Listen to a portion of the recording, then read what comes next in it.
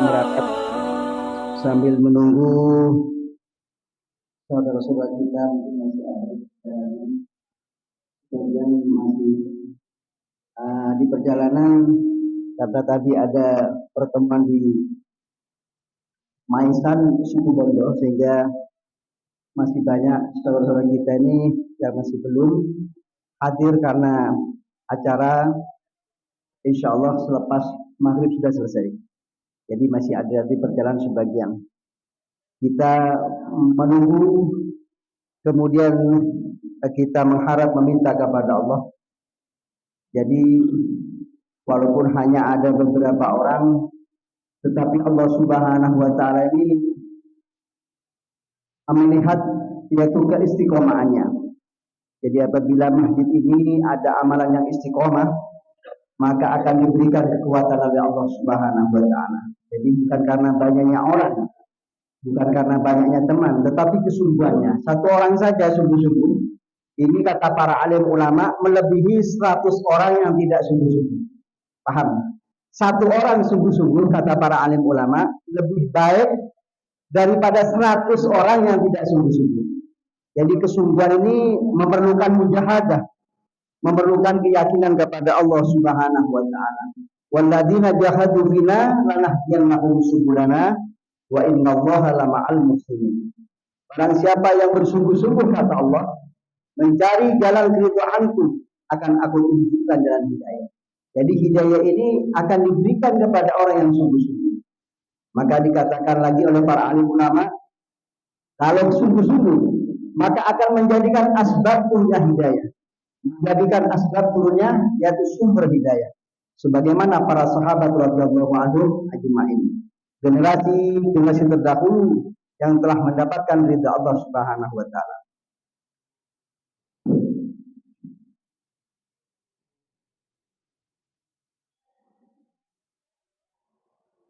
Assalamualaikum warahmatullahi wabarakatuh. Innal hamdalillah nasta'inuhu wa nastaghfiruhu wa nu'minu bihi wa natawakkalu 'alaihi wa na'udzu billahi min shururi anfusina wa min sayyiati a'malina. Man yahdihillahu fala mudilla lahu wa man yudlil fala hadiya lahu. Asyhadu an la ilaha illallah wahdahu la syarika lahu wa asyhadu anna Muhammadan abduhu wa rasuluh.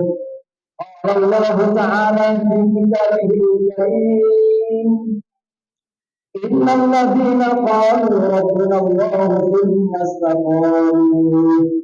thumma istaqamu tatanazzalu 'alaihimul malaikatu alla takhafu wa la tahzanu wa abshiru bil jannati allati kuntum tu'adun. Nahnu awliya'ukum fil hayatid dunya wa fil akhirah wa lakum fiha ma tastahi anfusukum wa lakum fiha ma tad'un.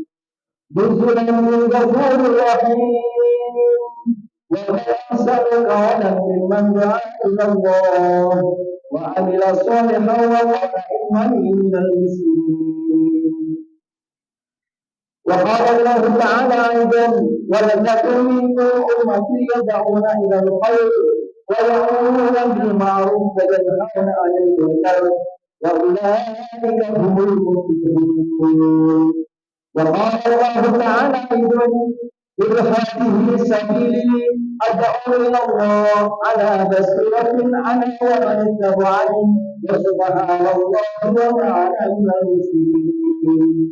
وقال الله تعالى أيضا قل إن كنتم تحبون الله فاتبعوني يحببكم الله ويغفر لكم ذنوبكم والله غفور رحيم. وقال الله تعالى أيضا كنتم خير أمة أخرجت للناس تأمرون بالمعروف وتنهون عن المنكر وتؤمنون بالله. وقال النبي صلى الله عليه وسلم كل أمتي يدخلون الجنة إلا من أبى. قيل ومن يأبى يا رسول الله؟ قال من أطاعني دخل الجنة wa man asani faqad aba atau kama qala Nabi sallallahu alaihi wasallam. Hadratul muhtaramin, para jamaah sholat maghrib yang bersama-sama mengharap ridha Allah Subhanahu wa taala. Sudah menjadi keputusan Allah, sudah menjadi sunnatullah, bahwasanya kejayaan dan kebahagiaan mutlak Allah letakkan dalam iman dan amal agama yang sempurna. Sejauh mana manusia ini taat kepada Allah, sejauh mana manusia ini mengikuti sunnah-sunnah Rasulullah, maka sejauh itu pula dia akan mendapatkan kebahagiaan. Sejauh mana mereka sungguh-sungguh mengamalkan daripada perintah Allah dan mengikuti sunnah-sunnah baginda Nabi Muhammad sallallahu alaihi wasallam, maka dia akan diberikan kebahagiaan baik di dunia maupun di akhirat. Siapapun orangnya, petani sungguh-sungguh mengamalkan agama jaya dunia akhirat, sebagaimana kaum sahabat. Jadi di zaman baginda Agung Muhammad sallallahu alaihi wasallam, para sahabat ini berbagai macam ras bahasa dan profesi. Ada yang bertani, ada yang berdagang, ada pejabat, ada rakyat, kaya, miskin. Ini berbagai macam ras suku bahasa.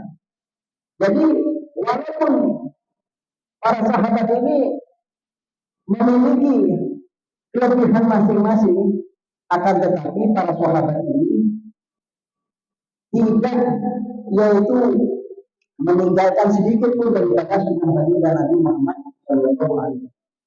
Sebagaimana kehidupan Bilal radhiyallahu anhu, Bilal bin Rabah ini seorang budak Umayyah bin Khalaf. Ini seorang budak tidak mampu, bahkan tidak memiliki dirinya sendiri. Kenapa hanya mulia? Karena seorang budak ini diperjualbelikan. Tetapi karena Bilal ini mengikuti daripada sunnah baginda Nabi, takwa kepada Allah, mengikuti sunnah-sunnah Rasulullah, akan pernah dijadikan gubernur nanti, diangkat derajatnya oleh Allah Subhanahu wa taala. Sebagaimana Suhaib Ar-Rumi dari Belanda, dari Rom. Jadi kalau zaman sekarang ini dikatakan bahasanya bahasa Belanda, Romawi. Tetapi para sahabat yang mulia tidak sedikit pun meninggalkan daripada sunnah-sunnah baginda Nabi Muhammad sallallahu alaihi wasallam. Walaupun berbeda-beda ras suku bahasanya, memiliki keimanan yang kuat kepada Allah Subhanahu wa taala. Bahwasanya Allah Subhanahu wa taala yang menciptakan, Allah Subhanahu wa taala yang memelihara, Allah Subhanahu wa taala yang memberikan rezeki. Diciptakan oleh Allah, dipelihara oleh Allah, dan diberi rezeki oleh Allah Subhanahu wa taala. Sehingga yakin bahwasanya Allah Subhanahu wa taala kuasa mutlak. Allah Subhanahu wa taala kuasa mutlak terhadap makhluknya.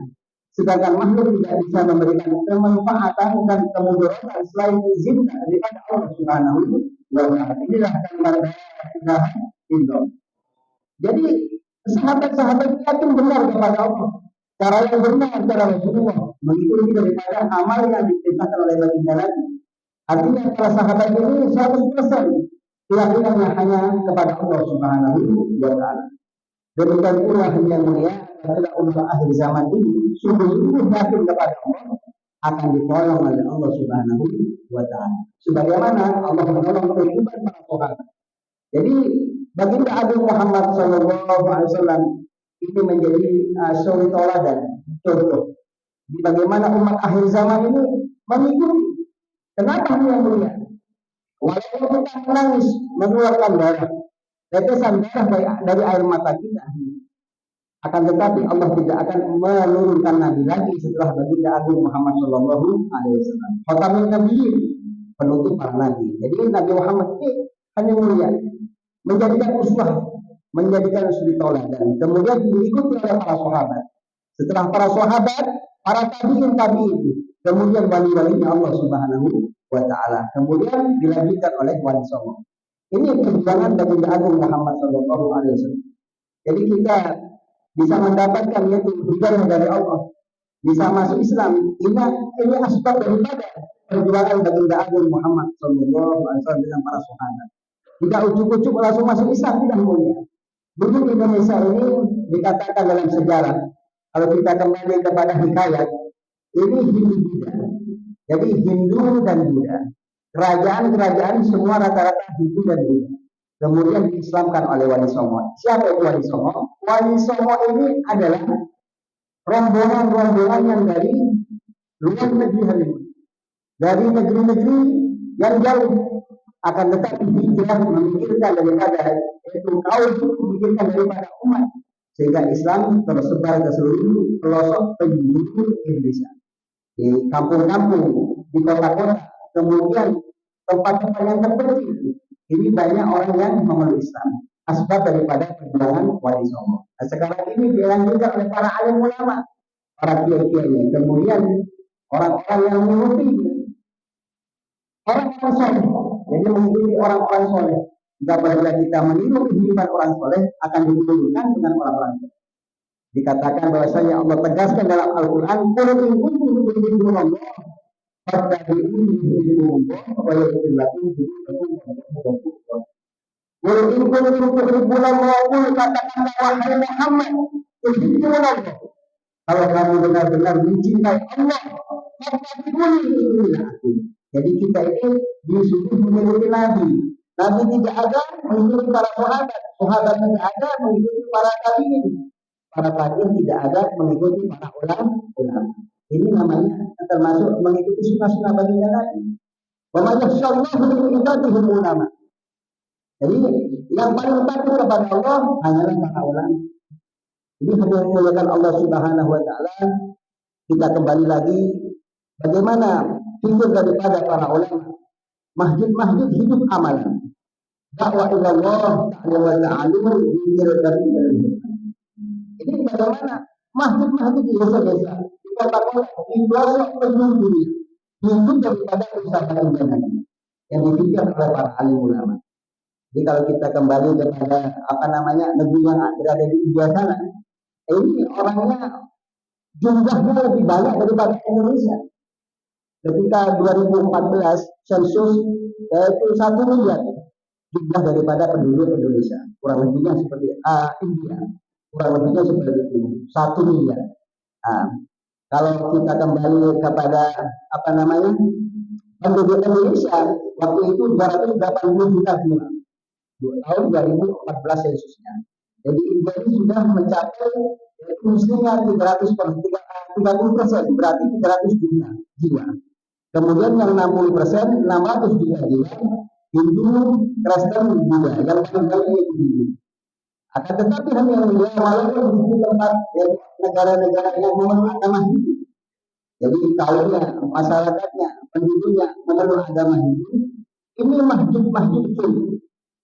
1 jam sebelum zuhur sudah kayak Jumatan, coba. Zuhur, asar begitu. Sebelum masuk adzan ini sudah banyak yang masuk ke masjid, sholat sunnah, berzikir kepada Allah, baca Al-Quran, membaca tasbih. Kemudian ada yang bermudzakarah, ada yang duduk di sebelah sana, yaitu ada yang takror. Jadi di situ walaupun waktu sholat belum tiba, ini sudah hidup daripada amalan. Jadi setelah selesai sholat berjamaah, kemudian jamaah bergerak lagi. Ada yang bersilaturahmi, ada yang berkunjung ke sana, kemudian ada yang kalau punya hafalan Al-Quran, ada yang murojaah, juga ada yang takror. Jadi Allah Subhanahu wa taala memberikan kemudahan yang di negara India itu masuk apa? Ini pertolongan Allah Subhanahu wa taala. Jadi kemudahan diberikan oleh Allah Subhanahu wa taala yang berada di negeri ini. Jadi agar supaya Indonesia memikirkan bagaimana Indonesia ini yang sudah mayoritas Muslim, mayoritas Islam, mayoritas Muslim, ini bagaimana ada pikir, bagaimana penduduk-penduduk yang berada di Indonesia ini masjid-masjid hidup sebagaimana yaitu masjid yang berada di dunia. Jadi kalau di sana 1 miliar 30% itu Hindu, 60% Hindu, Buddha, Kristen, kemudian yang 30% Muslim. Tetapi kalau kita kalkulasikan dengan penduduk yang berada di Indonesia, Ini jauh masih lebih banyak, yaitu Islam yang ada di India dari jumlah 1 miliar. Jadi kehidupan sehari-hari, hari-hari di pojok-pojok ada orang yang membaca Al-Quran. Kemudian malam ada yang qiyamul lail, nggak ada misalnya itu yang kosong. 24 jam itu hidup amalan. Jadi 24 jam hidup amalan. Dakwah ilallah, ta'lim wa ta'alim, zikir dan ilmu hikmat. Ini. Sedangkan di Indonesia yang hidup 24 jam yaitu Indomaret, Alfamaret, Basmalah, kemudian pom bensin. Ya enggak? Ini hidup 24 jam. Mana masjid yang hidup 24 jam? Tidak ada. Coba sudah cari, tidak ada. Ini. Ya, kadang-kadang sholat jamaah, kadang-kadang hanya di subuh dan bisa. Di asar kadang-kadang nggak ada. Jadi kalau kita kembali kepada kehidupan baginda Nabi dan para sahabat, sangat jauh sekali. Makanya para sahabat ini bertebaran ke seluruh penjuru untuk menyampaikan kalimat la ilaha illallah. Jadi bertebaran ke seluruh penjuru untuk menyampaikan perkara yang hak, untuk menyampaikan yaitu dakwahnya agar bagaimana umat ini kembali kepada Allah Subhanahu wa taala, kembali mengucapkan akhir hayatnya la ilaha illallah. Ini zikir dari para sahabat. Kenapa mulia? Karena para sahabat ini dibentuk oleh Nabi. Jadi sahabat ini santrinya Nabi Muhammad, Abu Bakar, Umar, Utsman, Sayyidina Ali, dan sahabat-sahabat yang lainnya. Ini santrinya baginda Nabi Muhammad. Alhamdulillah. Sehingga para sahabat ini mempunyai zikir dan risau. Bagaimana umat ini kembali kepada Allah? Bagaimana umat ini yang laki-laki yang sudah balik bisa memakmurkan masjid? Dan bagaimana yang wanita tutup aurat? Dan bagaimana wanita sholat di awal waktu?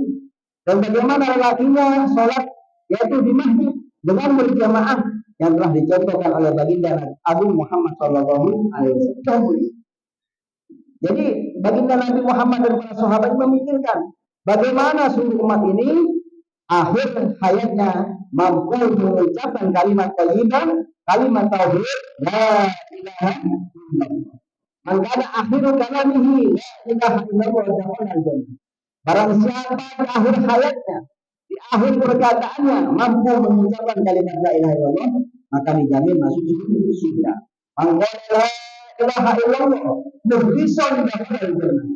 Barang siapa mengucapkan la ilaha illallah dengan ikhlas, maka dijamin masuk surga. Maka ulama mengatakan bahwasanya bagaimana ikhlas? Ikhlas ini dikatakan yaitu acip tumaknina, kemudian continue, acip artinya setiap hari ini bagaimana kita senantiasa membaca la ilaha illallah dan mengamalkan sunnah-sunnah baginda Nabi, menjaga daripada keimanan kita, ini namanya yang akan mendapatkan kebahagiaan dunia dan akhirat. Jadi kalau kita menjaga keimanan, kemudian memperbanyak ucapan la ilaha illallah, kemudian setelah itu mendikirkan la ilaha illallah, kemudian menyampaikan kalimat la ilaha illallah, maka nanti akan diberikan kemudahan oleh Allah Subhanahu wa taala akhir hayatnya mampu dengan ucapan la ilaha illallah. Memang harus latihan. Kalau tidak berlatih tidak bisa. Tidak bisa. Apapun saja berkali. Kalau tidak dilatih tidak bisa. Harus ya pagi-pagi yaitu pergi ke ladang, pergi ke sawah. Kemudian menanam tumbuh-tumbuhan apa yang ditanam pagi misalnya. Maka sering didatangi maknanya kalau umpamanya airnya kurang maka diairi. Yang berdagang juga begitu. Kalau kepingin sukses maka setiap pagi ya kalau punya dagangan bagaimana agar supaya dagangannya ini laku, maka diperbaiki. Umpamanya nanti kita punya hewan kambing atau sapi umpamanya, ini kurang bersih, kemudian nanti disiram, bawa ke pasar, maka nanti insya Allah akan laku. Demikian pula hadirin mulia. Hatinya mulia. Hati ini kalau tidak diperbaiki ya, maka tidak bisa. Caranya bagaimana? Maka dikatakan oleh para alim ulama, caranya hendaklah memperbanyak ucapan la ilaha illallah. Memperbanyak ucapan kalimat tauhid. Hati diperbaiki, maknanya apa yang mulia? Agar supaya yaitu bergantung kepada Allah Subhanahu wa taala, tawajuh kepada Allah Subhanahu wa taala, mengharap kepada Allah Subhanahu wa taala. Jadi kalau hati bergantung kepada Allah, tawajuh kepada Allah, wajilat qulubuhum, hatinya senantiasa ingat kepada Allah, maka nanti hatinya akan diberikan yaitu hati yang sakinah, mawaddah warahmah. Dikatakan bahwasanya kesenangan yang mulia itu dalam hati, menerima apa adanya pemberian Allah Subhanahu wa taala. Laisal ghina min kasratil arad, walakinnal ghina ghina. Tidaklah dikatakan kaya banyak orang yang menuntut harta, tetapi kaya itu kekayaan hati. Ghina, kekayaan itu dalam hati. Kalau sudah dikasih kaya oleh Allah hatinya, maka semuanya yang datang, yang sulit, yang mudah, yang berat, ini semuanya gampang. Kenapa? Karena hatinya sudah dipelihara oleh Allah. Akan tetapi apabila hati ini tidak dipelihara oleh Allah, maka semuanya yang masuk itu menjadi masalah. Jadi Allah Subhanahu wa taala menciptakan manusia ini dipelihara, diberi rezeki, dan bagaimana mulia manusia ini kembali kepada Allah. Ini hatinya qalbun salim, agar supaya mendapatkan keselamatan datang kepada Allah Subhanahu wa taala membawa dalam keadaan husnul khotimah. Hadirin yang dimuliakan Allah Subhanahu wa taala. Kita kembali kepada para sahabat. Jadi sahabat yang mulia, sahabat ini generasi terdahulu. Generasi terdahulu yang telah diberikan kesuksesan. Kemudian Allah Ta'ala tegaskan dalam Al-Quran, wasabiquna al-awwalun minal muhajirin wal ansar walladzina tabi'uhum bi ihsan radhiyallahu anhum wa radhiyallahu wa a'adda lahum jannatin tajri tahtaha al-anharu khalidina fiha dan al-qawlul azim. Jadi awal pertama kali generasi itu para sahabat. Jadi minal muhajirin, dari kalangan minal muhajirin. Siapa itu minal muhajirin? Orang-orang pendatang. Dan ansor, orang ketempatan. Jadi istilah sekarang itu kan banyak partai bermacam-macam, yaitu partai. Lebih dari 10-20 partai. Ini kalau di zaman baginda Abu Muhammad Sallallahu Alaihi Wasallam ada dua. Jalan minal muhajirin, dari orang-orang pendatang. Dan ansor, dan orang-orang penduduk ketempatan. Jadi apabila kita mengikuti mereka, walladzina tabi'uhum bi ihsan, dan barang siapa yang mengikuti mereka dengan baik, radhiyallahu anhum wa radhiyallahu, Allah akan ridha kepada kita sebagaimana Allah ridha kepada para sahabat. Apa itu jaminan dari Allah? Wa a'adda lahum jannatin tajri tahtaha al-anhar khalidina fiha abada, dari dalam Al-Qur'an akan diberikan jaminan surganya Allah Subhanahu wa taala. Bagaimana kita hari-hari ini, ya, sebentar lagi kan akan ada pilihan ya, pilpres ya.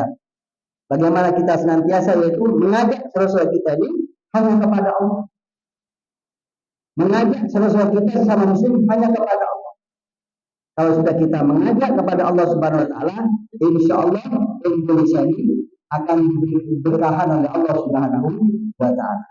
Sebagaimana Allah tegaskan dalam Al-Quran, walau anna ahlal qura amanu wa taqaw wa fatahna alaihim barakatin minas sama'i wal ardh.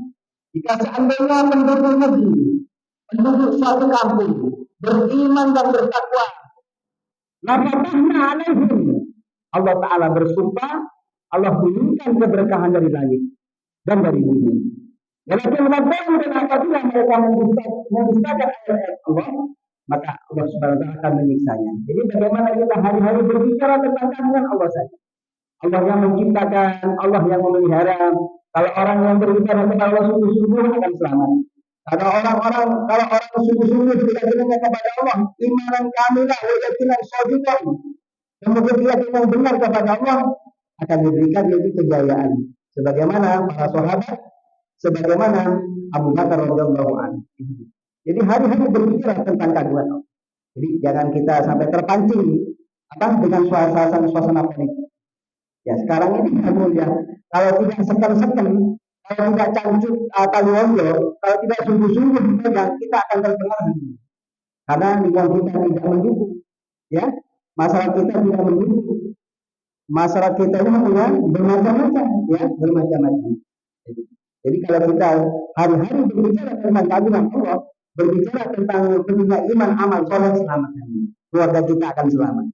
Anak istri kita akan selamat. Akan tetapi kalau kita terpengaruh terpancing dengan yaitu apa namanya suasana yang di situ ada apa namanya berbau politik, maka kita akan terpengaruh. Jadi dikatakan oleh para alim ulama, kalau kita hari-hari berada dalam masjid, ya waktunya kita sholat, kemudian kita baca Al-Quran, berzikir kepada Allah, kemudian bersilaturahmi, ini akan dijaga, akan dilindungi oleh Allah Subhanahu wa Ta'ala. Barang siapa yang bersilaturahmi, di situ akan diberikan panjang umur. Kemudian setelah itu akan diberikan yaitu rezeki, akan dimudahkan rezekinya.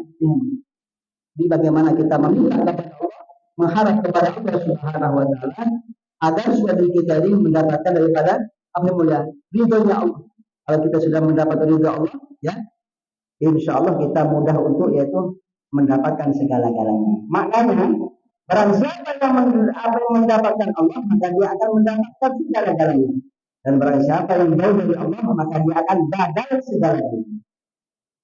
Jadi kalau kita mendapatkan Allah, maknanya dekat kepada Allah, mendapatkan segala-galanya. Surga kita dapatkan, ketenangan kita dapatkan. Ya, jadi akan memberikan kemudahan Allah. Akan tetapi kalau jauh dari Allah, maka dia akan gagal segala-galanya.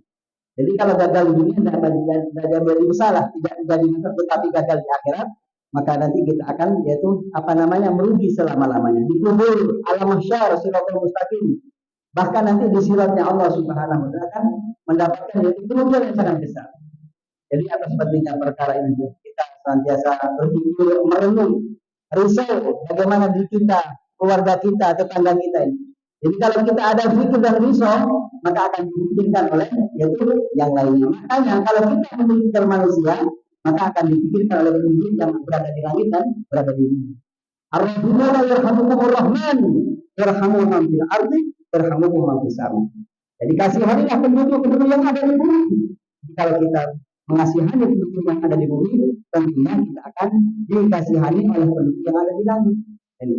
Jadi kalau kita sudah dikasihani oleh penduduk yang ada di langit, maka kita akan mendapatkan keberkahannya, akan mendapatkan doa para malaikat, sehingga kita mendapatkan yaitu kemuliaan yang sementara di dunia kemuliaan Allah Subhanahu wa Ta'ala. Jadi kemuliaan ini bukan karena pangkat. Kemuliaan itu hati yang diberikan senantiasa kepada Allah, hatinya yang selalu diluruskan kepada Allah, hatinya yang selalu laju kepada Allah. Ini namanya kemuliaan. Jadi bukan kemuliaan pangkat, bukan. Jadi jangan salah paham. Jadi kalau punya pangkat akan dijadikan.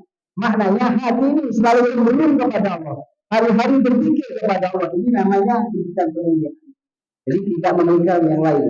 Kalau kita memikirkan agama Allah, maka akan diberikan yaitu pahala yang sangat besar. Apakah usahakan khairun min ibadati sittina sana. Berpikir sesaat saja untuk agama Allah lebih baik beribadah 67 tahun.